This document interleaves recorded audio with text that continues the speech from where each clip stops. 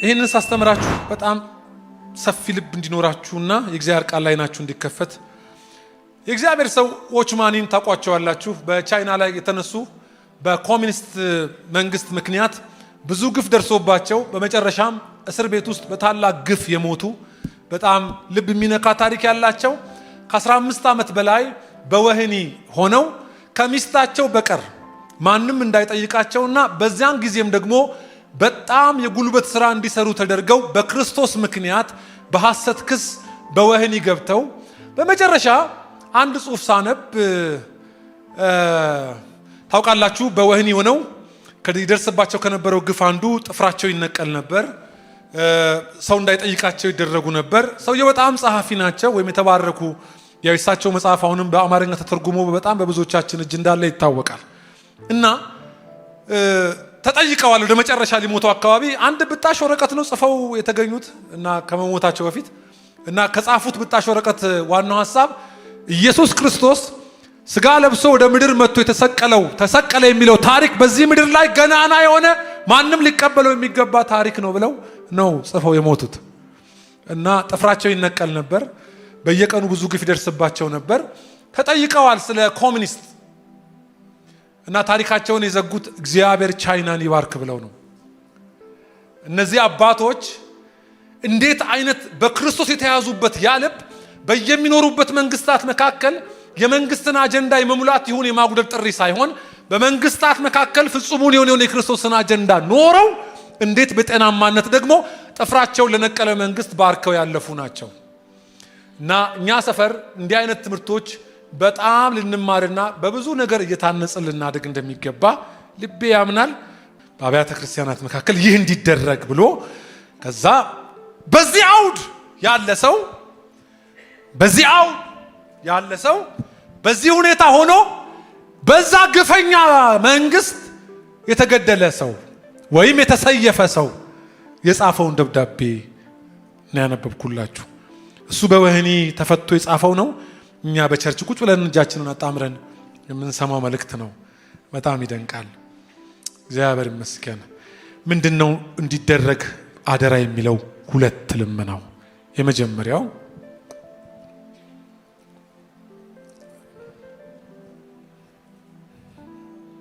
ስለ መንግስታት ይላል። ስለ መንግስታት ማስታወሻ ያዛችሁ እየጻፋችሁ ተማሩ። ስለ መንግስታት ሌሎች ይሄን መልእክት ሲጽፉ እነ ጴጥሮስም ጽፏል። ታውቃላችሁ ይሄን መልእክት ጳውሎስም ይሄን ደብዳቤ ጽፏል።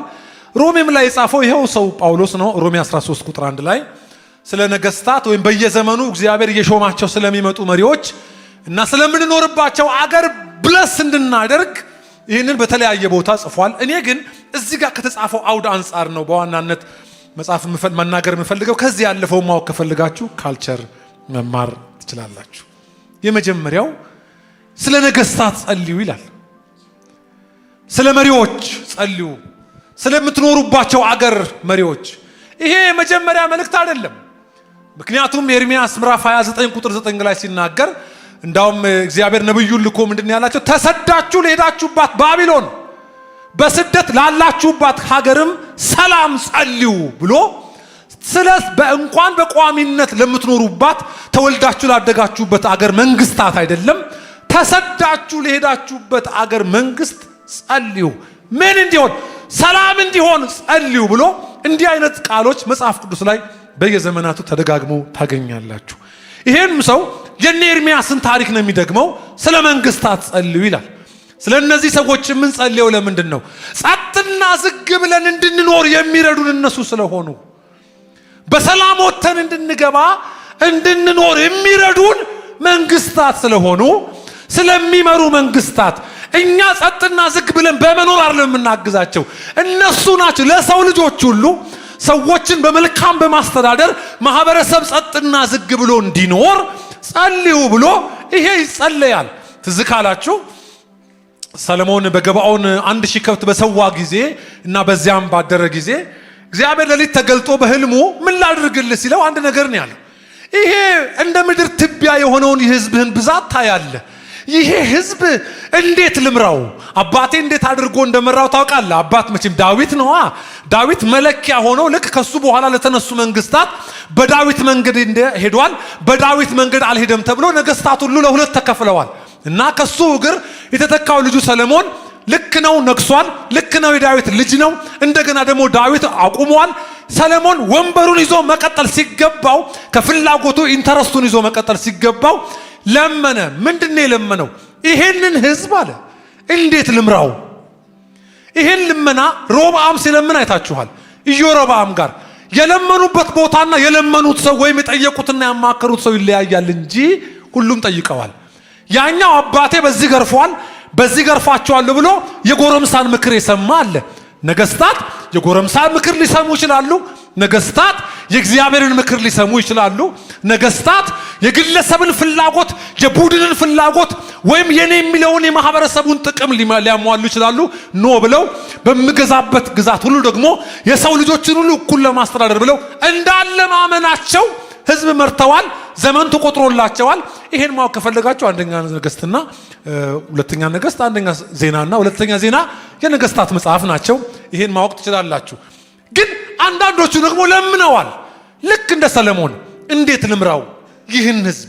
መንግስት ማለት ህዝብ መሰረት የሚያደርገው ተራራን፣ ወንዝን፣ ቴሪቶሪን ሳይሆን ህዝብ ነው መነሻው የመንግስት። ስለዚህ ህዝቡን እንዴት ልምራ ነው እንጂ ድንበር ማስከበር ወይ ደግሞ ተራራው ላይ ወንዙ ላይ ቁሱ ላይ ወይም ጉዙ ፍጥረት ላይ ሳይሆን በዛ ጉዝና ቁስ አካላት መካከል ላይ ወጥቶ የሚገባ ማህበረሰብ ወይም ህዝብን ማስተዳደር ስለሆነ ይህን ህዝብ አባቴ እንዴት እንዳስተዳደረ አንተ ታውቃለህ፣ እኔ ግን አልችልም፣ ዕውቀቱ የለኝም፣ ልምዱ የለኝም። በቃ ግን የአባቴ ጫማ ሰፊ ነው፣ አርጌው እንዳልቀጥል እንዴት ልምራ አለው። እግዚአብሔርም ደስ አለው። ምን ማለት ነው? የሰለሞን እንዲህ መለመን ህዝቡ ምን ሆኖ እንዲኖር ነው? ጸጥና ዝግ ብሎ በሰላም እንዲኖር ነዋ። መንግስታት ለምንድን ነው ጸሎት የሚያስፈልጋቸው? ህዝብ በሰላም ወጥቶ እንዲገባ ነዋ። ህዝብን በደህና እንዲያስተዳድሩ ነዋ። ጸሎት አይጓደል፣ ጸሎት አይቆም። ለምን? ኢቭን የእግዚአብሔር ፕሮግራም ጭምር በነገስታት ሁሉ ያልፋላ። እንዲህም ተብሎ ተጽፏል። ስለዚህ ለመሪዎች ጸልዩ፣ ለሚገዟችሁ ጸልዩ፣ ለሚያስተዳድሯችሁ ማልዱ። ምልጃ እንዲደረግ፣ ጸሎት እንዲደረግ ለመሪዎች ይገባል ይላል። ለምን? እኛ በነገስታትና በሚመሩ መንግስቶች መካከል ያለን አንድ ኢንተረስት አለ። ሰው ሁሉ በማን እንዲሆን፣ ሰው ሁሉ እንዲድን የማፈቃድ ስለሆነ ሰው ሁሉ ደግሞ ነፃ እንዲወጣ የሞተ ስላለ በየዘመናቱ አንድ የማይለወጥ አይለወጤ አጀንዳ ያለንን አይለወጤ ወሬ ያለን በሚለወጥ መንግስት መካከል በሚነሳና በሚቀመጥ በሚወርድና በሚሾም በሚሻር መንግስት መካከል እንዲህ የወጣ የማይወርድ አጀንዳ ስላለን መጀመሪያ በመንግስታት በሚያስተዳድሩበት መካከል ለመንግስታት የቤት ስራ እንዳይሆን ህዝቡ ሰው ሁሉ በሰላም ጸጥም ዝግም ብሎ እንዲገዛ ይህንን ጸልዩ ይላል። ዞር ብላችሁ ጸልይ ነው የተባልከው በሉት። ጸልይ፣ ለመንግስታት ጸልይ። ምክንያቱን ንገሩት። ጸጥና ዝግ ብለን በጭምትነት እንድንኖር እንዲረዳቸው እግዚአብሔር ጥበብ እንዲሰጣቸው እንኳን ሚሊዮኖችን አይደለም ወቦለይ ሰው አሁን አንድ ልጅህን ማስተዳደር እንዴት ከባድ ነው። ትዳር መምራት ራሱ አሁን እንዴት ከባድ ነው። በርከት ያለ ልጅ የወለዳችሁ ደግሞ እናንተ ታውቃላችሁ። ሚሊዮን ሲሆን ደግሞ የተለያየ ኢንተረስት ያለው ማህበረሰብን ሲመሩ የማንን ፍላጎት ይሞላሉ። ስለዚህ እናንተ እግዚአብሔር እንዲያግዛቸው ሲጽፍ ለኔሮ የሚጸለይ እያለህ ነው። ምን አይነት ልብ ነው ያለ? ለኔሮ ይጸለይ። ለያላችሁባቸው አገር መንግስታት ጸልዩ፣ ለመኳንንቶች ጸልዩ ብሎ ይህንን ይናገራል። ከዚህ ያለፈ ውስጥ የአንተ አሳይመንት አይደለም፣ የአንተ የቅዱሳን የቤት ስራ እሱ አይደለም።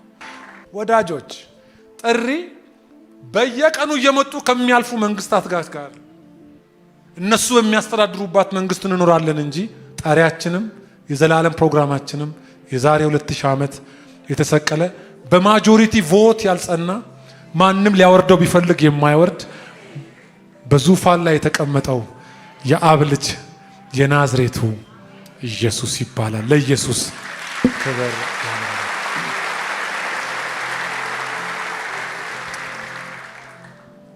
ግን ደግሞ ነገስታት ጥሩ ሊሆኑ ይችላሉ እንዴ? ከመጽሐፍ ቅዱስ በላይ ምን መስረጃ አለ? አዎ። እንደገናስ ክፉ መንግስታትስ ሊሆኑ አረ ይችላሉ። ታሪክን ምን መጥቀስ ያስፈልገኛል? ይሄው መጽሐፍ ቅዱስ ላይ ያለ በየዘመኑ የነገሱ ነገስታት እንዴት እንደገዙ እንዴት እንዳስተዳደሩ መጽሐፌ በጥንቃቄ ነግሮኛል። ክፉ መሪዎች ባሉበት ዘመን ይኖሩ አሉ። ደግሞ ደግ የሚመስሉ ግብር እየቀነሱ ህዝቡን ቀለል ደግሞ አድርገው ያኖሩ የሚመስሉ መንግስታት ይኖሩ ደግሞ አሉ። እሱ ብቻ ነው እንዴ? ደግሞ እንደ አካዝ ያለ ጉደኛ መሪ አለ። አገሩ ላይ እያስተዳደረ ለጎረቤት አገር የሚገብር ሶሪያ ለሶሪያ የገበረ ለሰናክሬም እየገበረ ያላቸውን ግብር በሙሉ ህዝቡ ለመንግስቱ ሳይሆን የሚያወጣው ለጎረቤት መንግስቱ ሁሉ ሆኖ የሚያቀል። ይሄ ታሪክ ሆኖ ተጽፏል። በዚህ ታሪክ ውስጥ ደግሞ አባቶቻችን ኖረዋል። እንዲህ አይነት ሰው አሉ እንዴ? ሰው አለ፣ ጨካኝ አለ፣ መርደረሮች አሉ፣ ገዳይ አሉ፣ ሰው እሳት ለኩ ሰው የሚጫወቱ አሉ፣ ውስኪ እያጋጩ የሚጠጡ አሉ፣ እየጮኸ እየተንጨረጨረች አንዲት ክርስቲያን በእሳት ውስጥ በጣም አሉ። ለተናካሽ ውሻ ተለቀው በውሻ እየተነከሱ የሚዝናኑ እንደገና ቁማር የሚያስይዙ አረ በጣም አሉ። በታሪካችን እንዲህ አይነት ዘመን ውስጥ አባቶቻችን ኖረው ቀጥ ብለው ኖረው እየባረኩ ኖረው እየተበሉ አልፈዋል። ይህ እንዲሆን እንዲጸልይ ዛሬ በጸሎት ቤታችሁ ውስጥ ይህን ርዕስ እንድትከቱ አሜን ትላላችሁ። የጸሎት ርዕሳችሁ ውስጥ ስለ ነገስታት እንድትጸልዩ እንኳን ስለምትኖሩባት ምድር አይደለም።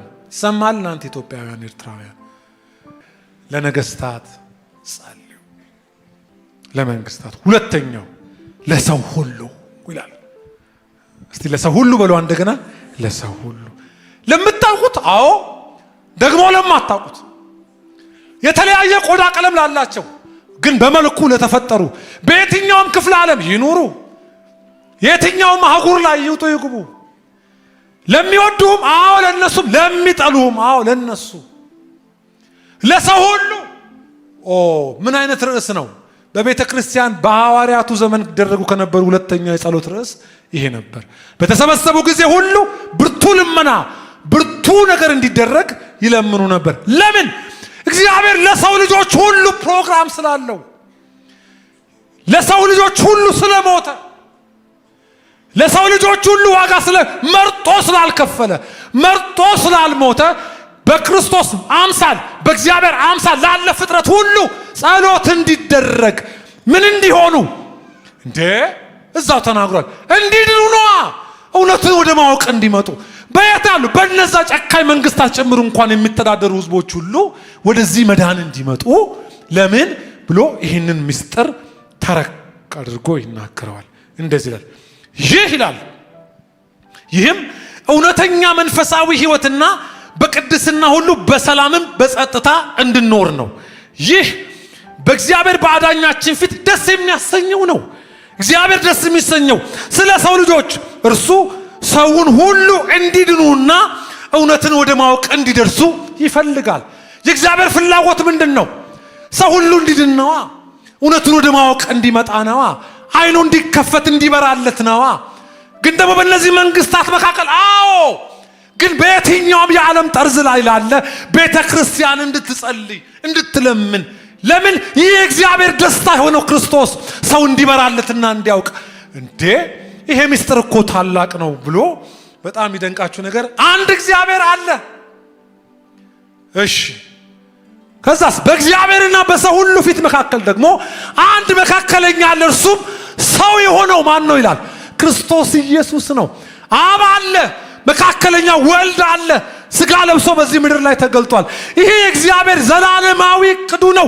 ዓለምን የሚጠቀልለው በኒኩሌር አይደለም፣ በራሻ ኒኩሌር አይደለም ዓለም የምትዘጋው፣ ወይም መንግስታት በታጠቁት መሳሪያ ሳይሆን ዓለምን ሁሉ በልጁ በኢየሱስ ክርስቶስ የመጠቅለል ፕሮግራም ያለው እግዚአብሔር ፕሮግራሙ በሰው ልጆች ሁሉ ላይ ነው። ይሄ እግዚአብሔር ፈቃድ ነው። እግዚአብሔርም ይሄን ደስ ያሰኘዋል ይላል። ምን እንዲደረግ? ለሰው ሁሉ ብርሃን እንዲበራ፣ አይን እንዲከፈት። ለምን? ኢየሱስ ክርስቶስ በዮሐንስ ወንጌል ምዕራፍ 3 ቁጥር 16 ሁላችሁ በቃላችሁ የምታውቁት ጥቅሳል። ዓለም ሁሉ እንዲድን አለ ምክንያት የተወደደው ዓለም በሞተው በክርስቶስ እንዲድን፣ ይሄ እግዚአብሔር ፈቃድ በክርስቶስ ኢየሱስ ወደኛ የመጣው እውነት ነው። እንግዲያውስ ይህ እንዲሆን እስቲ አሜን በሉ አንድ ጊዜ። ዓለም ሁሉ እንዲድን፣ ሰዎች ሁሉ ወደ ክርስቶስ እንዳይመጡ፣ ይሄ የወንጌል ብርሃን እንዳያበራላቸው የማያምኑትንም ምን እያሳወረ ሰዎች ወደ መዳን እንዳይመጡ ኃይለኛ መስሎ ሰውን ሁሉ እያሰረ ወደ እውነት እንዳይመጡ ነው። በዋናነት በዚህ ምድር ላይ ምን እየሰራ ነው ካላችሁኝ፣ በዋናነት ሰው ሁሉ እንዳይድን እየሰራ ነው። የኛ ጸሎት በዋናነት ሰው ሁሉ እንዲድን። ስለዚህ ቀጥታ ገጥመነዋል። ኢየሱስ ያድናል። እስቲ ቀማዋለሁ በሉ ድገሙና አንድ ጊዜ እንቀማዋለን። አሜን። የተያዙ ነፃ ይወጣሉ። አሜን። እኛም እንዲህ ነበርና ኢየሱስ ነዋ ነፃ ያወጣን። ክብር ለስሙ ይሁንለት። ታስሮ የነበረ በጨለማ የነበረ በሞት የነበረ ነው ይሄ ትውልድ።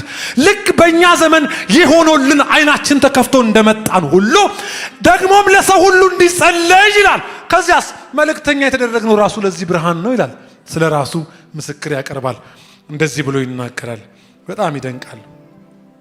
ቁጥር 6 ላይ እርሱም ሰው የሆነው ክርስቶስ ኢየሱስ ራሱን ለሰዎች ሁሉ ቤዛ አድርጎ ሰጠ። ይህም ይላል በትክክለኛው ጊዜ ተመስክሮለታል። እኔም ይላል ለዚህ ነገር የምስራች አብሳሪና ሐዋርያ እንዲሁም ለአሕዛብ የእውነተኛ እምነት አስተማሪ ሆኜ ተሾምኩ። እውነቴን እናገራለሁ፣ ምን አልልም፣ አልዋሽም። ለዚህ ነው የተጠራሁት፣ ለዚህ ነው የተለየሁት፣ ለፕሮግራሙ ነው የተለየሁት። ለየትኛው ፕሮግራም? ሐዋርያ ብትሆን፣ አስተማሪ ብትሆን፣ የወንጌል ሰባኪ ብትሆን ያ የእግዚአብሔር የዘላለሙን እቅድ እንድትፈጽም ነው። በዘመናት መካከል በመንግስታት መካከል ያ ጥሪን የምትኖረው የእግዚአብሔር ፈቃድ ገብቶ ለገባ ለዛ ፈቃዱ ሐዋርያ ተደረኩ ይላል። አስተማሪ ተደረኩ፣ ለዚህ ተቀባው። እንግዲያውስ የምኖረው ሰዎች ወደ ብርሃን እንዲመጡ ነው። ሰዎች ወደ እውነት እንዲመጡ ነው። በክፉ መንግስታት መካከል አዎ፣ ደግም በሚመስሉ መንግስታት አዎ። ለዚህ ነው የምኖረው። ጨብጡት። ለዚህ ነው እድሜ የረዘመው። ንገሩት። ለሰው ልጆች ሁሉ የመዳን ምክንያት እንድትሆን ንገሩት። ሰዎች እውነትን ወደ ማወቅ ወደ መዳን እንዲመጡ ለዚህ ነው የምትኖረው። እዚህ ያኖረን ለዚህ ነው። እግዚአብሔር በዓለማት የበተነን ለዚህ ነው። አንዳንዶቻችሁ በር ተከፍቶላችሁ ነው ይመስላችሁ ውጭ ሀገር ስትሄዱ፣ እዛ ደግሞ ተመድቦላችሁ ነው። የምንኖረው ተመድቦብን ነው። ደግሜ እናገራለሁ።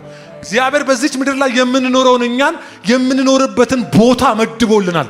ተወልደን ያደግንበትን ሰፈር መድቦልናል። የምንወጣ የምንገባበትን ቴሪቶሪ መድቦልናል። ለምንድን ነው የመደበልን?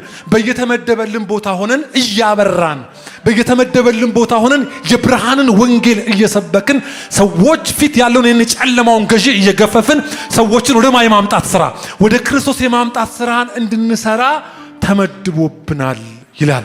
ለዚህ እኖራለሁ በሉ እስቲ አንዴ፣ ለዚህ እኖራለሁ። ይህን ስትኖሩ የእግዚአብሔርን ደስታ ፈጸማችሁ ማለት ነው። ክብር ለጌታ ይሁን። ለዚህ ጸለይ። አዎ፣ እንዴት ደስ ይላል። ለዚህ ተሾምኩ፣ ለአሕዛብ አስተማሪ። አሁን እንኳን ስጽፍላችሁ ያለሁት ሮም ነው። ለዚህም መንግስት ተልኬያለሁ፣ ለዚህም ህዝብ ተልኬያለሁ። ምን ማለት ነው? ይህንን ብዬ ጨርሳለሁ። የማይቀያየር መልእክት ተሰጥቶናል።